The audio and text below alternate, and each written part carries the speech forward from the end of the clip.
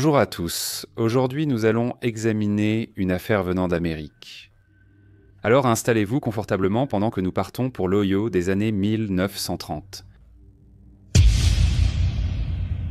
Anna Marie Anne est née le 7 juillet 1906 dans la petite ville bavaroise du sud appelée Fressen, qui se trouve à environ 1 km de la frontière allemande avec l'Autriche.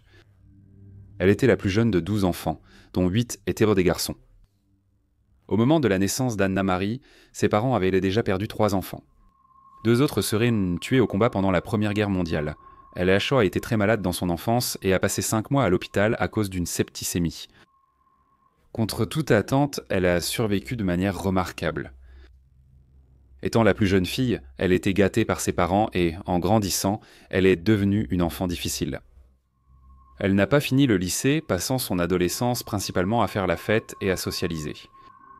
Devenant de plus en plus difficile, ses parents l'ont envoyée vivre chez sa sœur aux Pays-Bas.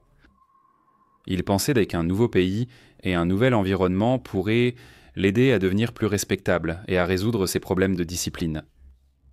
Ce ne fut pas le cas, et au lieu de devenir un membre plus respectable de la communauté, elle a eu une liaison avec un médecin de Vienne, du moins c'est ce qu'elle affirmait.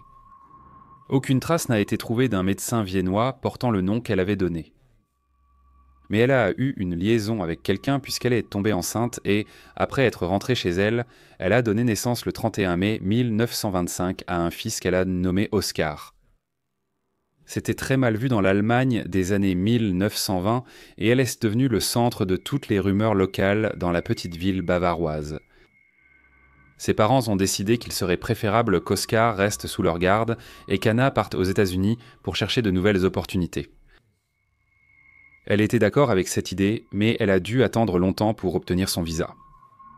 Finalement, le 11 février 1929, elle est montée dans une cabine de 2e classe sur un navire à destination de New York. Sa destination finale était Cincinnati, car ses parents avaient organisé pour elle un séjour chez son oncle et sa tante âgée, nommés Max et Anna Doschel, qui étaient tous deux septuagénaires. Anna avait besoin de gagner un peu d'argent. Alors elle a décidé d'offrir ses services comme infirmière à domicile auprès des hommes âgés de la communauté allemande de Cincinnati. C'était une femme attirante et elle se considérait comme une personne généreuse et attentionnée, donc le fait qu'elle n'ait aucune formation ni expérience en soins infirmiers ne la dérangeait pas. Elle se rendait dans les nombreux Biergarten allemands et chantait de vieilles ballades bavaroises en passant de table en table, adressant de doux sourires à ses admirateurs âgés.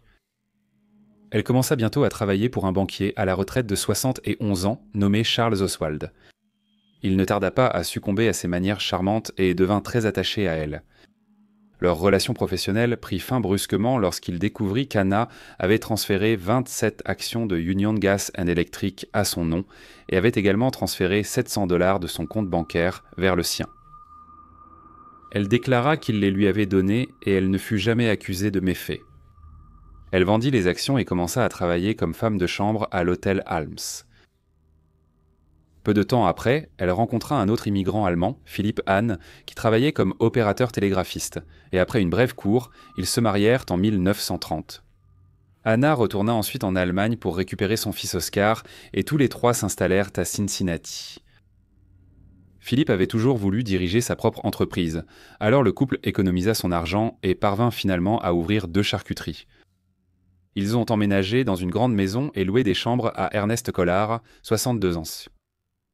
Quand ils sont arrivés chez lui, il était déjà très malade. Anna l'a soigné, mais il est décédé peu de temps après et dans son testament, il lui a légué sa grande pension. Il y avait un soupçon qu'il ait pu être empoisonné, mais son certificat de décès indiquait qu'il était mort d'un cancer de la gorge. Le docteur Arthur Voss avait un cabinet au premier étage de la maison et Anna trouvait cela très pratique, car elle pouvait voler des ordonnances vierges, ce qui lui permettait de se procurer des médicaments pour sa nouvelle activité d'infirmière. Anna ne considérait pas que son mari et elle gagnaient assez d'argent pour maintenir le train de vie qu'elle désirait, alors elle a imaginé un autre moyen de gagner de l'argent. Un incendie suspect a éclaté dans sa boutique. Malgré les dégâts mineurs, l'assurance lui a versé $300 suite à l'incendie. Elle a dû être négligente avec des allumettes, car 2 autres incendies se sont déclarés chez elle. La compagnie d'assurance lui a finalement versé un règlement de plus de $2000 pour les incendies de maison. C'était l'Amérique des années 1930 pendant la Grande Dépression, et en 1933, il y avait un taux de chômage élevé dans l'Ohio. Anna et son mari ont vendu la charcuterie, puis rapidement perdu leur maison, incapables de payer leurs prêts immobiliers. Peu de temps après, les parents âgés d'Anna sont soudainement décédés et lui ont légué leur maison. Anna avait retrouvé un vrai foyer et était heureuse de savoir sa famille en sécurité. Cependant, la mort de sa tante et de son oncle fut suivie, le 14 août 1935, par la mort du premier patient d'Anna, Charles Oswald. Il était mort à 77 ans, et il lui a légué tous ses biens, mais à son insu, il ne restait plus aucun bien car elle l'avait dépouillé de tout au cours des 6 années précédentes. Anna a décidé que ce serait une bonne idée d'assurer la vie de son mari, et lui a demandé d'accepter une police d'assurance vie de 25 000 $. Mais Philippe a refusé en disant qu'il était en bonne santé, donc les paiements de la police seraient un gaspillage d'argent. Peu après, en adolescent, il est tombé gravement malade, et malgré sa femme, sa mère l'a emmené à l'hôpital. Il a survécu à sa mystérieuse maladie, mais son mariage tumultueux a commencé à se détériorer, et le couple a fini par se séparer. Anna était maintenant seule et n'avait d'autre choix que de recommencer à s'occuper de personnes âgées. En juin 1936, elle a commencé à s'occuper de George Hayes, âgé de 81 ans. Cependant, George commença à se méfier d'Anna lorsqu'un jour elle lui servit une chope de bière qui attira l'attention d'une mouche. Immédiatement après avoir goûté la bière, la mouche s'est morte. George demanda à Anna d'en boire un peu, mais elle refusa. Il se passa de ses services d'infirmière, mais n'informa pas la police de ses soupçons, ce qui signifia qu'Anna partit simplement chercher d'autres patients à soigner. Son prochain client, Albert Parker, un jardinier retraité de 72 ans, mourut mystérieusement en mars 1937 et légua toute sa fortune à Anna. Le rapport du coroner indiqua la cause du décès comme étant une maladie cardiaque. Pendant qu'elle s'occupait d'Albert, Anna s'était liée d'amitié avec une voisine nommée Madame Koula et lui avait offert de la glace. Après la deuxième fois qu'elle lui donna de la glace, la vieille dame tomba gravement malade et fut admise à l'hôpital. Pendant qu'elle recevait des soins médicaux, quelqu'un a volé un sac chez elle qui contenait de l'argent liquide et des bijoux. Anna s'en prit ensuite à Jacob Wagner, se faisant passer pour une nièce perdue de vue. Jacob ne pensait pas avoir de famille, donc il ne la croyait pas, mais il l'a vite acceptée comme l'une des siennes. Le 5 juin 1937, Jacob, âgé de 68 ans, est décédé alors qu'il était sous ses soins. Et il lui a légué 17 000 $ dans son testament. Cela fut rapidement suivi par la mort de George Gesselman, âgé de 67 ans, le 6 juillet 1937, qui a laissé 15 000 $ à Anna. Le 1er août 1937, les médecins de l'hôpital Memorial à Colorado Springs ont contacté la police locale concernant la mort soudaine de George Obendorfer, âgé de 67 ans. Il était mystérieusement tombé malade quelques jours plus tôt et les médecins n'ont pas pu déterminer ce qui l'avait rendu malade ni le sauver. Après avoir interrogé le personnel médical, la police a appris que le défunt venait de Cincinnati et qu'il séjournait à l'hôtel Park pendant sa visite au Colorado avec 2 compagnons. Un événement étrange s'était produit au même moment à l'hôtel car le propriétaire avait signalé un vol de diamants d'une valeur d'environ 300 $. Les enquêteurs se demandaient si les 2 incidents étaient liés. Les enquêteurs se sont rendus à l'hôtel et, en consultant le registre, ont vu que George était arrivé avec une dame nommée Anna Marie Anne et son jeune fils nommé Oscar. Les enquêteurs ont décidé de visiter les prêteurs sur gages locaux pour voir si le voleur de bijoux avait tenté de vendre les diamants. Heureusement, un propriétaire de prêteur sur gage avait été approché par une dame qui correspondait parfaitement à la description d'Anna. Avec cette information, les autorités ont élargi leurs recherches pour retrouver Anna. Ils ont rapidement découvert qu'une dame avait tenté sans succès d'utiliser un livret bancaire de Cincinnati au nom de George Obendorfer. Les détectives étaient certains que la dame de l'hôtel, du prêteur sur gage et de la banque étaient la même personne. Les détectives du Colorado ont lancé un mandat d'arrêt contre elle pour suspicion de grand vol et ont contacté leurs homologues de Cincinnati pour obtenir de l'aide. Anna était rentrée chez elle et peu de temps après son arrivée dans l'Ohio, les enquêteurs de Cincinnati l'ont emmenée pour l'interroger. Lorsqu'on lui a demandé ce qu'elle savait sur la mort de George, Anna a répondu « Cet homme m'est totalement inconnu. Cependant, lorsqu'on lui a rappelé qu'elle avait signé le registre de l'hôtel au nom des 3 personnes, elle a changé de version. Elle a dit avoir rencontré George dans le train de Denver. Il était suisse. Je le plaignais et j'essayais seulement de l'aider. La police doutait de son histoire. Ils ont continué à enquêter sur George et ont découvert qu'il était arrivé dans l'Ohio depuis la Russie de nombreuses années auparavant. Il avait travaillé comme cordonnier, avait 3 enfants et s'était récemment séparé de sa femme. Selon la famille, George était en excellente santé et sortait avec Anna. Apparemment, ils sont allés au Colorado car Anna voulait lui montrer le ranch qu'elle possédait à Colorado Springs. Confrontée à ces nouvelles preuves, Anna a admis au détective qu'elle connaissait George, disant qu'ils s'étaient rencontrés dans une cordonnerie, mais elle a nié qu'ils étaient en couple. Elle a dit qu'elle allait au Colorado et que, par coïncidence, elle l'avait rencontré dans le train.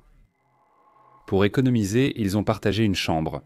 Peu après leur arrivée, George m'est tombé malade et a cherché des soins médicaux. Anna a affirmé ne plus avoir eu de contact avec lui après cela. Les enquêteurs ont continué à douter des déclarations d'Anna et ont décidé d'examiner plus en profondeur son passé pour trouver des réponses. Un rapport d'autopsie est arrivé du Colorado révélant que de l'arsenic avait été trouvé dans le corps de George et bientôt la police a commencé à faire le lien entre son activité d'infirmière et les morts mystérieuses de messieurs âgés dont elle s'occupait. Des ordres ont été donnés pour exhumer plusieurs autres corps et il a été découvert que 4 types de poisons étaient présents dans les dépouilles, dont de l'arsenic et de l'huile de croton. Anna a de nouveau été interrogée par la police et, lorsqu'on l'a questionnée, elle s'est montrée indignée à l'idée qu'elle ait pu avoir quoi que ce soit à voir avec la mort des hommes dont elle s'occupait.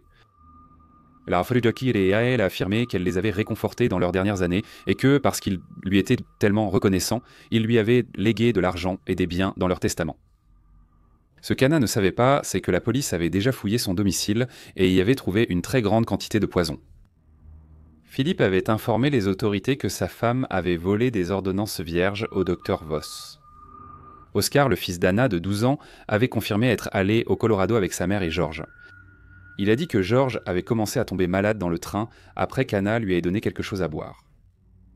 La police du Colorado voulait qu'Anna soit jugée là-bas, mais la police de Cincinnati a décidé qu'elle avait suffisamment de preuves pour l'inculper et le 10 août 1937, elle a été arrêtée et accusée du meurtre de l'un de ses patients nommé Jacob Wagner. Le procès d'Anna-Marie Hahn a commencé le 11 octobre 1937 et elle a plaidé non coupable. Le jury était composé de 11 femmes et d'un homme. Dès le début, l'accusation a insisté sur le fait qu'Anna avait tué Jacob Wagner par cupidité, soulignant que son argent et sa propriété constituaient un mobile pour le meurtre. De nombreux témoins ont été appelés, y compris des experts en écriture, des pharmaciens et d'autres personnes dont elle s'était occupée. L'accusation a également présenté au tribunal des pièces à conviction, qui comprenaient les organes internes de Jacob Wagner et d'Albert Palmer. Les journaux l'ont surnommée la belle tueuse blonde, et elle a apprécié toute l'attention médiatique pendant son procès. Elle a accordé des interviews aux journalistes depuis sa cellule, expliquant en détail comment elle s'occupait patiemment des messieurs fragiles dont elle avait la charge, tenant souvent leurs mains pendant des heures alors qu'elle restait assise à leur chevet. Au terme du procès, le jury a rendu son verdict en seulement 2 heures. Anna resta immobile pendant que le président du jury lisait le verdict de culpabilité sans aucune recommandation de clémence. Le jour où la sentence fut prononcée, Anna comparut devant le juge. Il lui demanda si elle avait quelque chose à dire. Elle répondit « Je suis innocente, votre honneur ». Le juge fit une pause avant de la condamner à mort sur la chaise électrique le 10 mars 1938. Anna fut transférée au pénitencier d'État de l'Ohio le 1er décembre 1937. Ses avocats ont fait appel de la sentence et la date de son exécution prévue pour le 10 mars est passée. Son affaire a traversé plusieurs fois le système judiciaire de l'Ohio avant d'être portée devant la Cour suprême des États-Unis, qui, après avoir examiné le dossier, a approuvé la sentence prononcée par l'État de l'Ohio et a refusé de bloquer son exécution. Le mercredi 7 décembre 1938, Anna a écrit 4 lettres distinctes qu'elle a ensuite remises à son avocat. À 8 heures du soir, elle est entrée dans la chambre et s'est assise sur la chaise électrique. Elle avait 32 ans et fut la première femme à mourir sur la chaise électrique dans l'Ohio. Le 17 décembre 1938, l'avocat d'Anna a annoncé que les lettres qu'Anna lui avait remises la nuit de son exécution avaient été vendues au Cincinnati Inquirer et que l'argent avait été placé en fiducie pour le fils d'Anna. Le lendemain, le journal a annoncé qu'il publierait les lettres au cours des 2 jours suivants. Les lettres racontaient sa vie en Allemagne et son immigration éventuelle aux États-Unis. Elle a ensuite relaté les circonstances qui, selon elle, l'ont conduite à une vie de crime. Le fils d'Anna, âgé de 12 ans à l'époque, a été placé en famille sans d'accueil dans le Midwest. Les journaux ont tenu leurs promesses envers Anna et ont payé pour son éducation, sans jamais révéler son nom ni son lieu de résidence au public. La seule chose jamais révélée à propos d'Oscar était qu'il a mené une vie normale et qu'il a fini par combattre dans la marine pendant la Seconde Guerre mondiale. Bonjour à tous et merci beaucoup de m'avoir écouté. Comme d'habitude, n'hésitez pas à laisser vos retours ou commentaires et je vous retrouverai dans le prochain Briefcase.